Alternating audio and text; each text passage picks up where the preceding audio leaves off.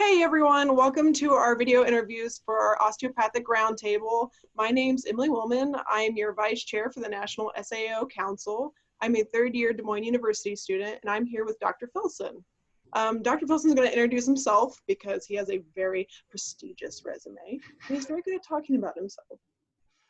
I don't know about prestigious, but I presently a professor at DMU in the OMM department. I have a background in internal medicine and pediatrics, which is a combined residency of the two. So folded into one, and they're what they call categoricals, is just internal medicine, just pediatrics. They're 3 years each. When you fold them together, you get a 4-year med-peds program. So I started off in that in central Pennsylvania at Danville, at Geisinger. And after that, did a +1 in OMM in Oklahoma State University, and med school is at Kirksville. So our big rivals down to the south, in case no one else knows of that. So we have a couple set questions that you should be hearing of all the speakers we'll have for this. And our first one, Dr. Philson, is what was your first experience with OMM? Sorry, environmental services coming to say hi. First exposure to OMM? Yep. Yeah, so it was, I was a latecomer to osteopathy. I grew up in Nebraska, not a whole lot of DOs there when I was growing up, and the ones that I knew, I didn't recognize that there was a difference. So found out about it literally as I was about to take my MCAT.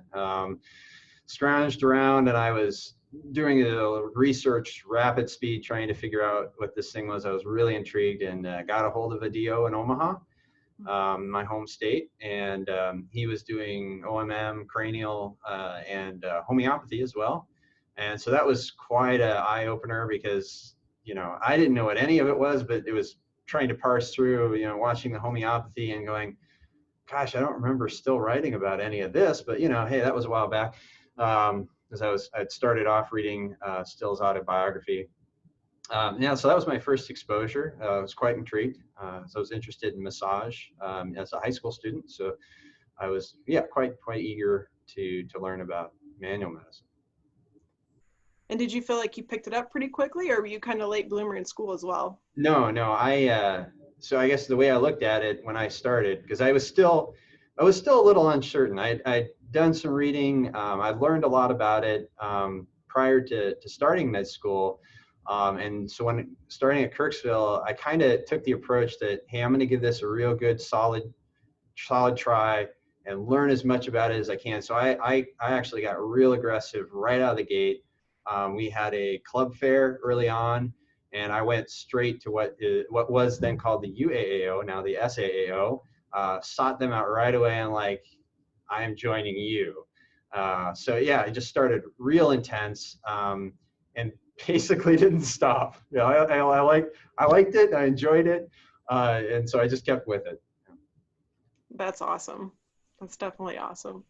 So this maybe a little bit leads into our next question of what is the most unique, bizarre treatment you had to develop for like a challenging case? Yeah, that's a tough one to answer. I found that as I got into the hospital environment, which, by the way, I'm doing a small workshop at the next convo on, as I started working in the hospital, I realized that I had to change a lot of what I was doing to fit these unusual situations. Even though in med school they showed us, hey, this is how you approach a hospitalized patient, still, you know, there's still these unique situations, mainly in the hospital environment. And I did have to kind of develop my own way of doing things in many different forms. In fact, Willmann, some of the techniques I showed you in the lectures were ones I developed kind of out of necessity.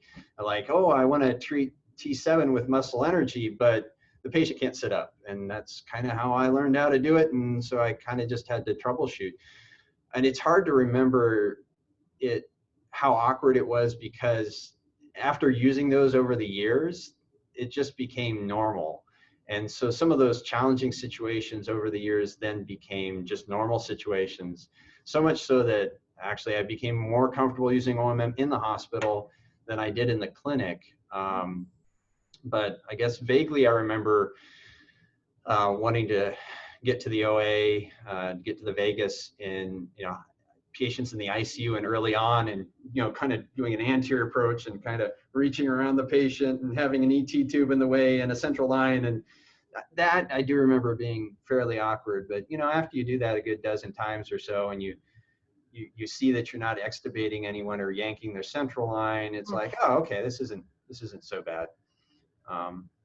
That's probably the actual answer to your question in a very roundabout way. It would probably be the OA in a intubated, sedated obese ICU patient with a central line coming out of their IJ. Wow. And how did you kind of get the confidence to go at that one? No one else was going to do it.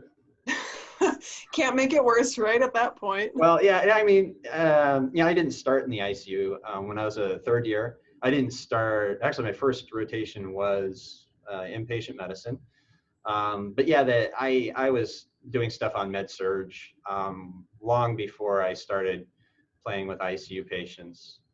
So I kind of garnered, I think, a lot of the confidence and the troubleshooting early on before I got to the unit, so that when I got to the unit, I felt comfortable. But yeah, I mean, anytime you've got all those tubes, it's important to be nervous and cautious with it, and just as long as you're careful, which I was. And still, really, you have to be cautious around those things, not to yank them. Yeah. All right, last question here. Who's your osteopathic hero? Yeah. This is going to seem strange, maybe. It's me? Oh, sorry. No. Sorry, jumping to conclusions. We already know about that. Right. No, my response is going to seem strange, I think, maybe. Actually, it's the patient. Maybe that seems like a canned thing. But I maybe cliche, I don't know, but frequently you'll hear DOs say that, the patient and their body know better than we ever will what is needed, what's appropriate, and that is the source to go for continuing learning how to do osteopathy and learning how to improve people's function. And so, yeah, I would say that the osteopathic hero, the big teacher would be the patient and their body. I really like that answer, actually.